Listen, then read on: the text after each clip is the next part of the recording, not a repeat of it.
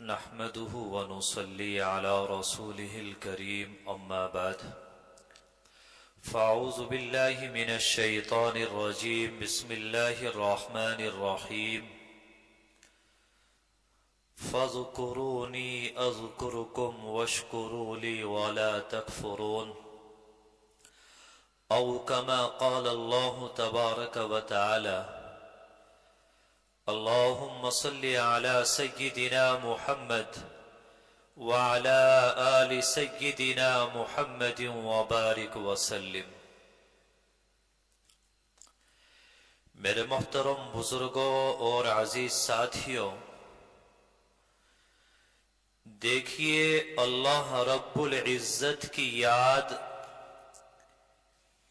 ایک ایسا عمل ہے کہ جس کو آج کے دور میں ایک نفلی کام سمجھ لیا گیا ہے اور اس کی اہمیت ہمارے دلوں سے نکلتی جا رہی ہے۔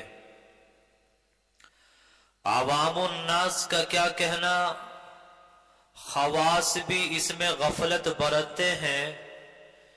یہی وجہ ہے کہ ہماری زندگیاں وہ اللہ کی یاد سے غفلت میں گزر رہی ہیں اور اللہ کی یاد کی برکات سے ہماری زندگیاں خالی ہیں۔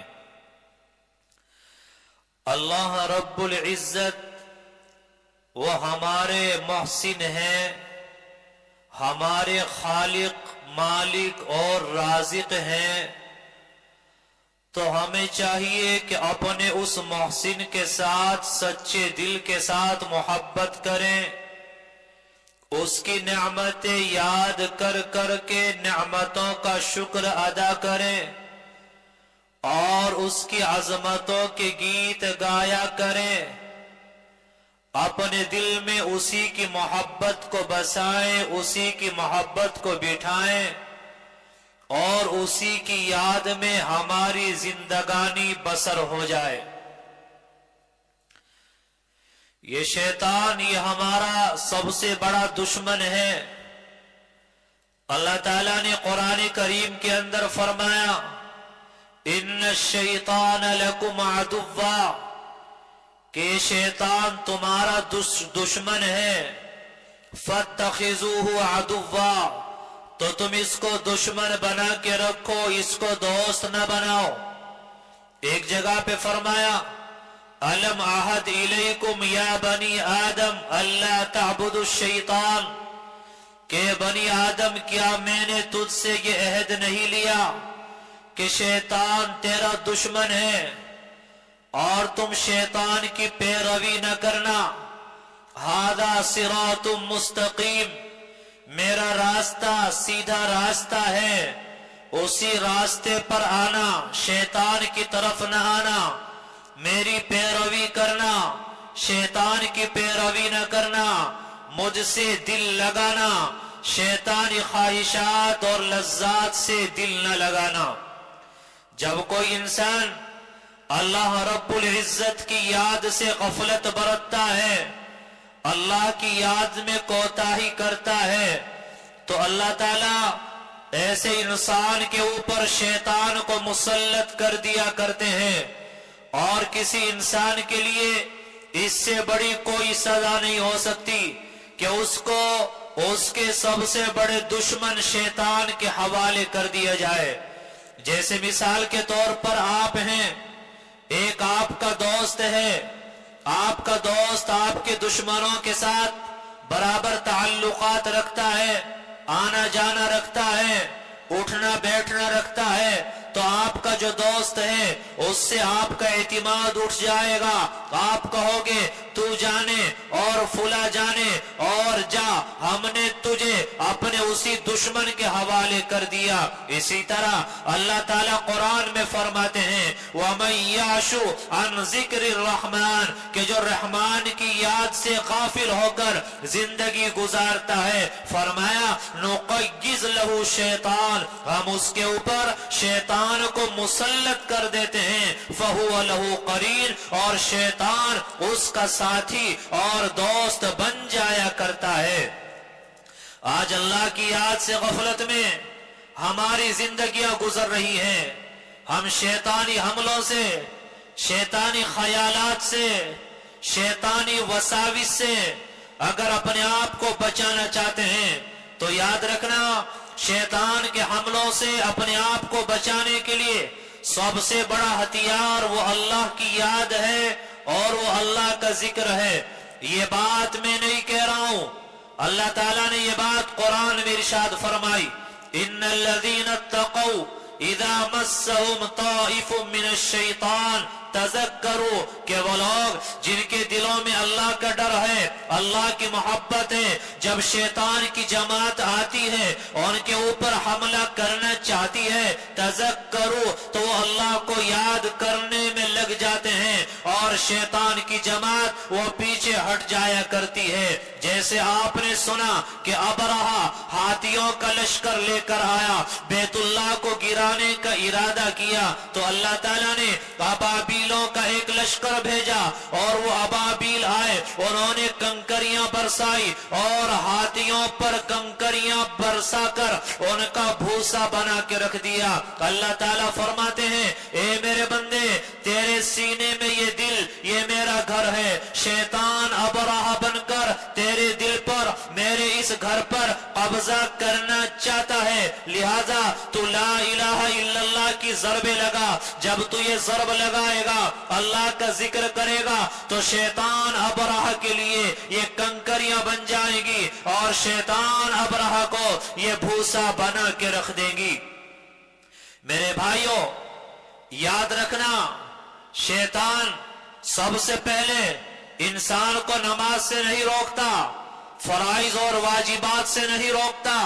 شیطان کا سب سے پہلا جو حملہ ہوتا ہے وہ اللہ کی یاد پر ہوتا ہے، اللہ کے ذکر پر ہوتا ہے. شیطان سب سے پہلے انسان کو اللہ کی یاد سے غافل کرتا ہے. یہ میں نہیں کہہ رہا ہوں، اللہ نے قرآن میں فرمایا وَيَصُدَّكُمْ عَنْ ذِكْرِ اللَّهِ وَعَنِ الصَّلَاةِ، یہاں ذکر اللہ کو نماز پر مقدم کیا اس وجہ سے کہ شیطان پہلے تمہیں اللہ کی یاد سے غافل کرے گا، اس کے بعد وہ تمہیں نمازوں سے روکے گا، اس کے بعد وہ دوسرے فرائض پر حملہ کرے گا. آج اگر ہم لوگ اپنے فرائض کو بچانا چاہتے ہیں، اپنے واجبات کو بچانا چاہتے ہیں، تو ہمارے لیے ضروری ہے کہ اپنے فرائض کے چاروں طرف، واجبات کے چاروں طرف ہم اللہ کے ذکر کی ایک باؤنڈری بنائیں، اللہ کو یاد کریں، دل کا سودا اللہ کے ساتھ کریں، اس دل میں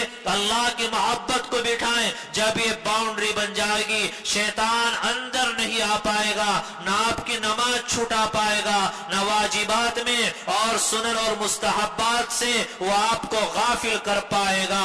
تو سب سے پہلی چیز جس پر شیطان کا حملہ ہوتا ہے وہ اللہ کا ذکر ہے، جس سے شیطان سب سے پہلے انسان کو روکتا ہے اور اس کے بعد اور چیزوں سے روکتا چلا جاتا ہے. جب یہ شیطان دیکھتا ہے کہ انسان کا دل اللہ کی یاد سے غافل ہے تو شیطان اس کے دل میں وسوسے ڈالتا ہے. آج نمازیں پڑھتے پڑھتے زندگیاں گزر گئی، ہماری نمازیں ایسی نہ بن سکی جیسی اللہ چاہتے ہیں. سجدے کرتے کرتے بڑھاپا آ گیا، سجدے ویسے نہ ہو سکے جیسے اللہ کے یہاں پسندیدہ ہوتے ہیں، کیونکہ سر سجدے میں ہوتا ہے، دل کہیں اور ہوتا ہے اور دماغ ہمارا کہیں اور ہوتا ہے. تو جب شیطان دیکھتا ہے کہ اس انسان کے دل میں اللہ کی یاد نہیں ہے تو سب سے پہلے شیطان وسوسے ڈالتا ہے. اب حالت کیا ہوتی ہے کہ بندہ نماز پڑھ رہا ہوتا ہے اور وہ نماز میں کھڑا ہے، سورہ فاتحہ کی جگہ التحیات پڑھ رہا ہوتا ہے، التحیات کی جگہ سورہ فاتحہ پڑھ رہا ہوتا ہے. جہاں کچھ پڑھنا چاہیے تھا اس کو چھوڑ کر وہ کچھ اور پڑھ رہا ہوتا ہے. یہ شیطان کا انسان کی نماز کو اچک لینا ہے. یہ بڑے افسوس کی بات ہے. ہم تجارتیں کریں، ہم کاروبار کریں، ہم دکانوں پر بیٹھے، ہوتا کیا ہے کہ پورے دن ہم لوگ دکان کے اندر ہوتے ہیں اور جب مسجد میں آتے ہیں نماز میں ہوتے ہیں تو پھر دکان وہ ہمارے اندر ہوتی ہے، یعنی حاضری ہوتی ہے، حضوری نہیں ہوتی۔ اور اللہ کے نبی نے فرمایا لا صلاۃ الا بحضور القلب، کہ نماز قبول نہیں ہوتی مگر حضور قلب کے ساتھ، یعنی حاضری بھی ہو اور حضوری بھی ہو، توجہ اللہ کی طرف بھی ہو، ایسی نماز کو اللہ تعالیٰ پسند فرماتے ہیں۔ آج ہمیں کیا ہو گیا؟ آج ہماری حالت یہ ہے کہ ہم لوگ نماز پڑھ رہے ہوتے ہیں، اللہ کے گھر میں ہوتے ہیں، اللہ کے سامنے کھڑے ہوتے ہیں اور نماز پڑھتے پڑھتے گناہ کبیرہ کرنے کا منصوبہ بنا رہے ہوتے ہیں۔ اللہ کے گھر میں ہیں، نماز پڑھ رہے ہیں اور دل میں خیال ہے کہ جلدی سے نماز پڑھ لیں، جا کر فلاں ناٹک دیکھنا ہے، جلدی سے نماز پڑھ لیں، فلاں کرکٹ میچ دیکھنا ہے، جلدی سے نماز پڑھ لیں، فلاں گناہ کرنا ہے، فلاں سے باتیں کرنا ہے۔ آج ہماری نماز یہ ہے کہ حالت میں ہم لوگ گناہ کبیرہ کرنے کے منصوبے بنا رہے ہوتے ہیں۔ ایک آدمی کسی اللہ والے کے پاس گیا اور جا کر کہا کہ حضرت یہ خواہش لے کر آیا ہوں، آپ مجھے ایسی نماز پڑھنا سکھا دیجئے جیسا کہ اولیاء کرام نماز پڑھا کرتے تھے۔ میرے بھائیوں، آج کہاں ہے وہ مسلمان جو اپنی نمازوں کو صحیح کرنا چاہتے ہیں، اپنے وضو اور غسل کو صحیح کرنا چاہتے ہیں، اپنے اخلاق اور معاملات کو صحیح کرنا چاہتے ہیں؟ آج کیا ہو گیا؟ آج ہم اللہ والوں کے پاس جاتے ہیں، علماء کے پاس جاتے ہیں، بیوی بات نہیں مانتی، تعویذ دے دیجئے، بچہ نافرمان ہو گیا، تعویذ دے دیجئے، کام نہیں چل رہا ہے، تعویذ دے دیجئے، فلاں بیمار ہو گیا، آپ تعویذ دے دیجئے۔ کسی اللہ والی نے فرمایا کہ ہم لوگ تو ہیرے اور جواہرات والے تھے، ہمارا کام تو اللہ کی محبت کے ہیرے اور جواہرات کو لوگوں میں تقسیم کرنا تھا، لیکن لوگوں نے ہم لوگوں کو کباڑی سمجھ لیا، فلاں کام کے لیے الگ تعویذ اور فلاں کام کے لیے الگ تعویذ، کہ لوگوں نے تو ہمیں کباڑی سمجھ لیا ہے۔ میرے بھائیو، آپ بتلائیے، کسی اللہ والے سے ہم نے تعلق قائم کیا ہو، یہ اصلاحی تعلق، یہ اللہ والوں سے رشتے کیوں بنائے جاتے ہیں؟ تاکہ ہماری دعا حقیقی دعا ہو جائے، ہماری نماز حقیقی نماز ہو جائے، ہمارے اخلاق سنور جائیں، ہمارے معاملات درست ہو جائیں، ہماری عبادات صحیح ہو جائیں، ہماری معاشرت سنور جائے، اس لیے تعلقات بنائے جاتے ہیں۔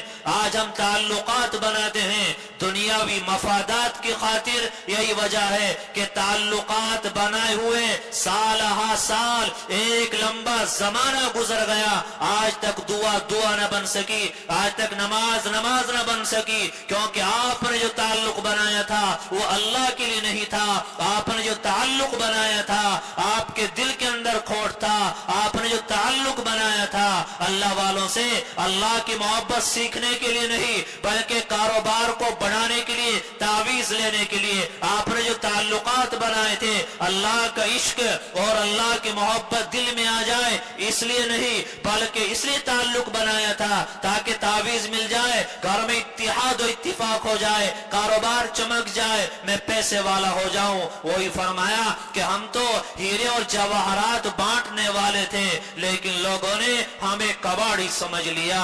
میرے بھائیوں، یہ بات تو عقل بھی آپ کو بتائے گی۔ آپ کو کپڑا چاہیے، کپڑے کی دکان پر جاؤ گے، سیمنٹ اور سریا چاہیے، اس کی دکان پر جاؤ گے۔ آپ کو بساط خانے کا سامان چاہیے، آپ اس کی دکان پر جاؤ گے۔ لیکن بڑے افسوس کی بات ہے، ہم اللہ والوں کے پاس جائیں تو اللہ لینے کے لیے، اللہ کی محبت لینے کے لیے ہمیں جانا چاہیے، اور ہم وہاں جا رہے ہیں دنیا لینے کے لیے، اور اللہ کی محبت کی جگہ دل میں یہ دنیا رچ اور بس چکی ہے۔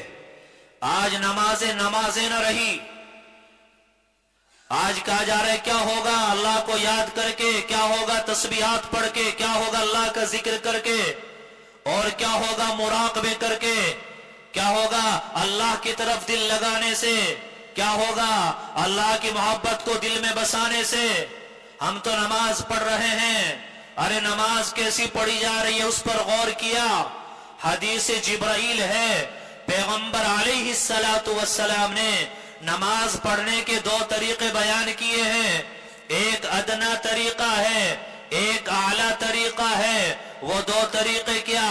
فرمایا ان تعبد اللہ کأنک ترا، آپ اللہ کی عبادت ایسے کریں گویا کہ آپ اللہ کو دیکھ رہے ہیں، یہ اعلیٰ درجہ ہے۔ فرمایا اگر یہ نہ ہو سکے فَإِن لَمْ تَكُنْ تَرَاهُ فَإِنَّهُ يَرَاكَ، اگر یہ نہ ہو سکے یہ سوچ لیا کرو کہ اللہ آپ کو دیکھ رہا ہے، یہ بالکل ادنا درجہ ہے۔ آج تو بال سفید ہو گئے، کمر جھک گئی، نماز پڑھتے پڑھتے بڑھاپا آ گیا، تو عبادت کرنے کا جو ادنا درجہ ہے ہم لوگوں کو وہ حاصل نہ ہو سکا۔ تو بتلائیے نمازیں کب بنے؟ جب اس دل میں اللہ کو نہ بسایا۔ جب انسان کی موت کا وقت آتا ہے تو انسان کے دل میں جو ہوتا ہے وہ سامنے آتا ہے۔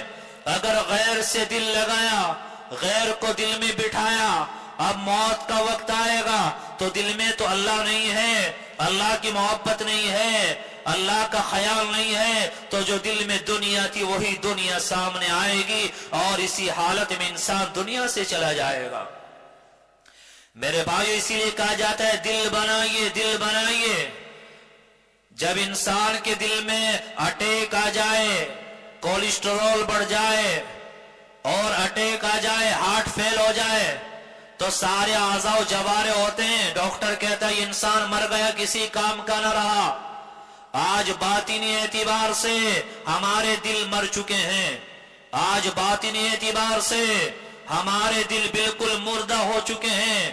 آج ذرا تصور کر لیں، اس دل میں اللہ کی یاد کتنی ہے، اس دل میں اللہ کی محبت کتنی ہے، اس دل کو اللہ سے کتنا لگایا ہے۔ خواجہ شیخ شہاب الدین سہروردی رحمت اللہ علیہ وہ فرماتے ہیں کہ ایک مرتبہ میں حج کرنے کے لیے گیا، جب میں بیت اللہ میں گیا تو میں نے دیکھا ایک نوجوان ہے، بیت اللہ کا غلاف پکڑے ہوئے ہے اور چیخے مار رہا ہے، چنگاڑ چنگاڑ کر دعائیں کر رہا ہے، آنسو بہہ رہا ہے۔ فرماتے ہیں میں نے دل پر توجہ ڈالی تو 1% بھی اس کا دل اللہ کی طرف متوجہ نہیں تھا، وہ اس لیے رو رہا تھا تاکہ لوگ مجھے دیکھیں، اللہ والا جانے، اللہ کا عاشق سمجھیں۔ فرماتے ہیں اس کے بعد مینا کے بازار میں گیا، وہاں بازار لگا تھا، ایک دکاندار وہ سامان فروخت کر رہا تھا، گراہکوں کا ہجوم تھا۔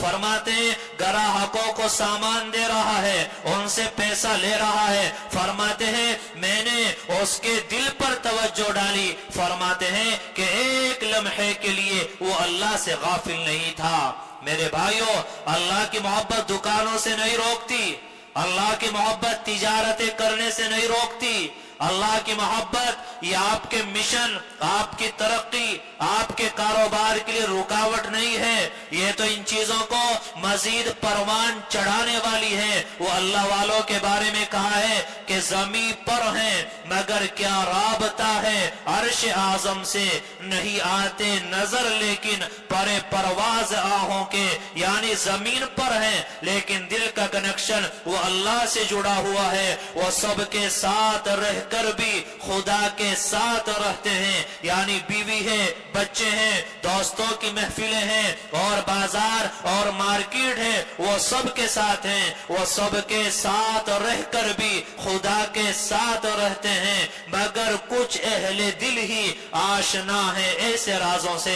ہم دنیا میں رہیں لیکن دل وہ اللہ کے ساتھ جڑا رہے، اسی لیے ذکر ہے، اسی لیے مراقبہ ہے، اسی لیے محفلیں ہیں، تاکہ اللہ کی محبت ہمارے دل میں ایسی آ جائے کہ ایک لمحے کے لیے ہمارا دل وہ اللہ سے غافل نہ رہے۔ میرے بھائیوں، جب اس دل میں آگ لگتی ہے، اللہ کی محبت آ جاتی ہے، انسان کھانا کھا رہا ہوتا ہے، اس کا دل وہ اللہ اللہ کر رہا ہوتا ہے، انسان سو رہا ہوتا ہے لیکن دل دھڑک رہا ہوتا ہے، وہ اللہ اللہ کر رہا ہوتا ہے۔ آپ نے جو یہ بات سنی ہے نا کہ اللہ والوں کا سونا اور ایک عام آدمی کا نفل پڑھنا، وہ اللہ والے کا سونا اس سے کیا ہوتا ہے؟ بڑھا ہوا ہوتا ہے۔ کیوں؟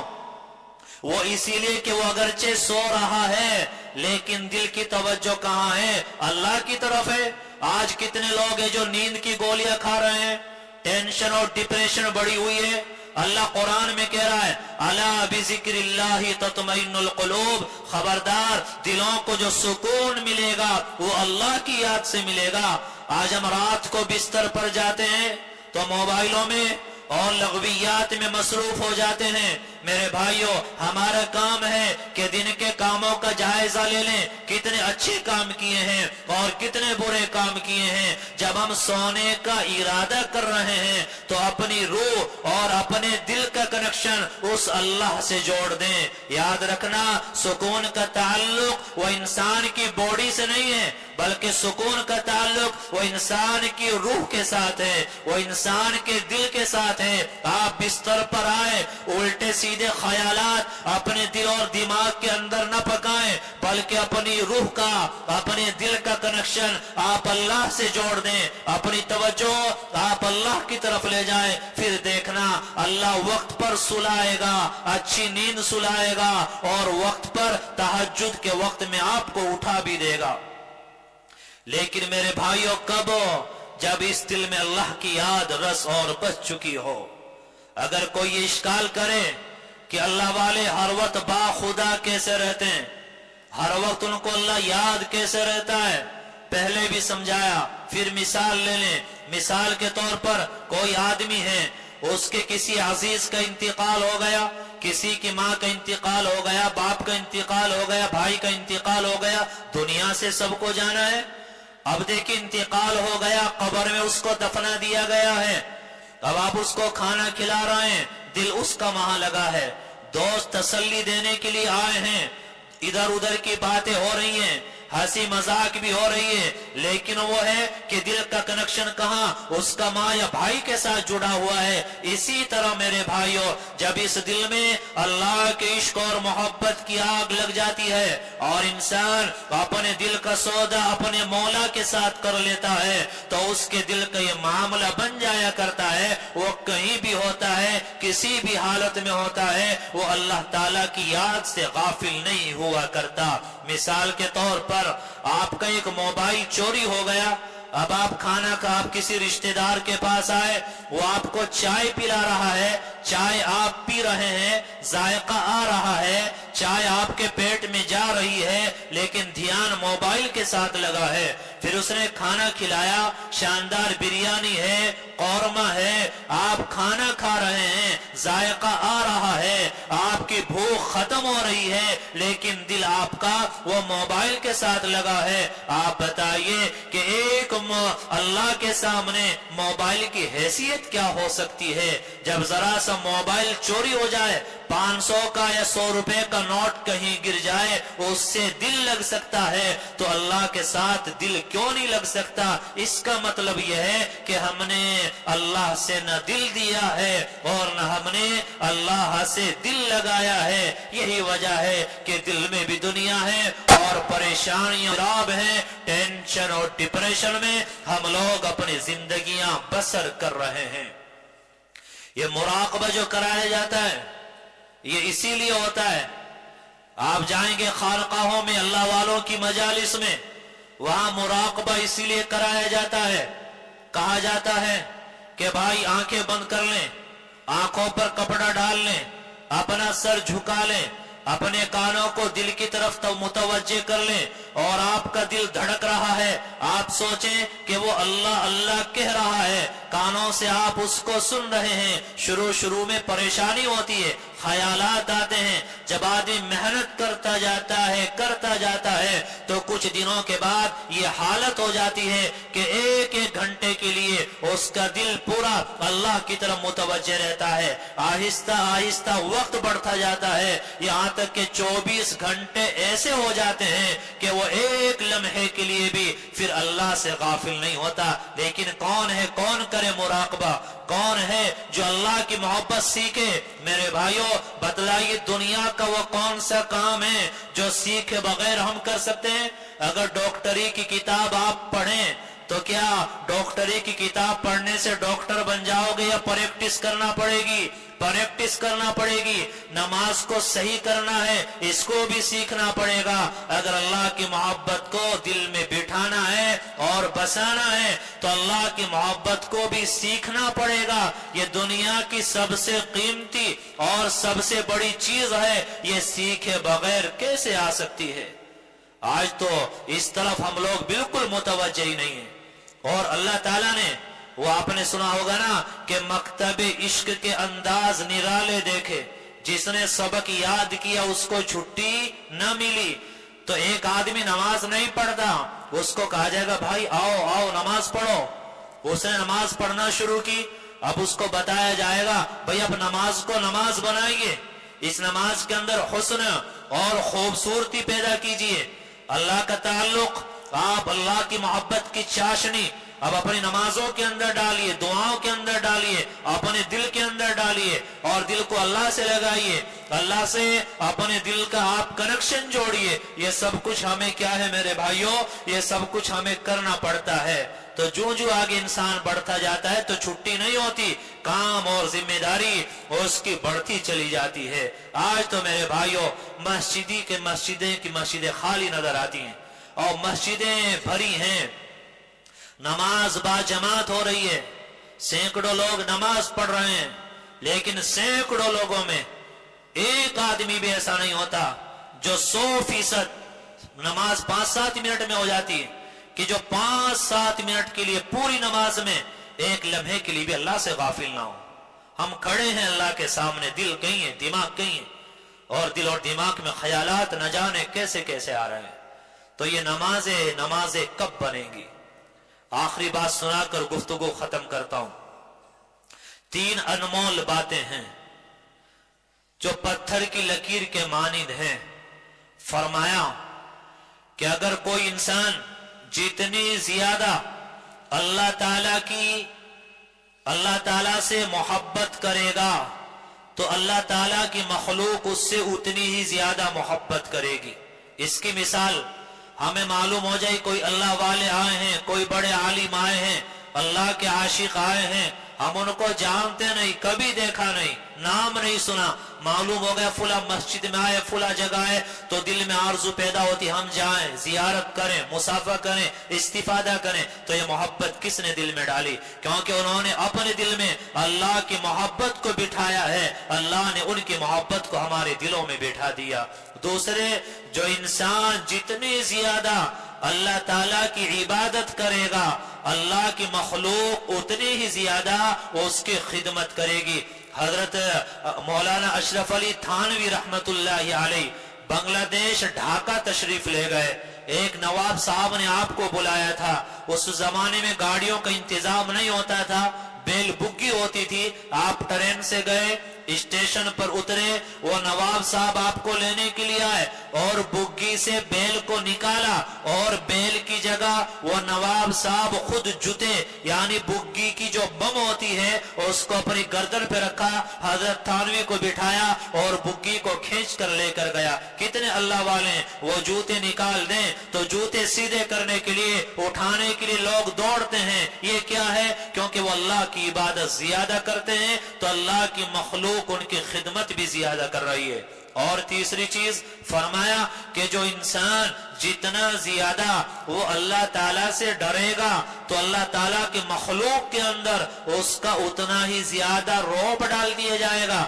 ہر کسی کی مجال نہیں ہوگی نظر اٹھا سکے، ہر کسی کی مجال نہیں ہوگی کہ زبان کھول سکے، ہر کسی کی مجال نہیں ہوگی کہ اونچی آواز میں گفتگو کر سکے. یہ اللہ کا ایک نظام ہوتا ہے، کیونکہ انہوں نے اپنے دل میں اللہ کا خوف بٹھایا، اللہ کا ڈر بٹھایا تو اللہ تعالیٰ نے ان کا رعب مخلوق کے دل میں ڈال دیا.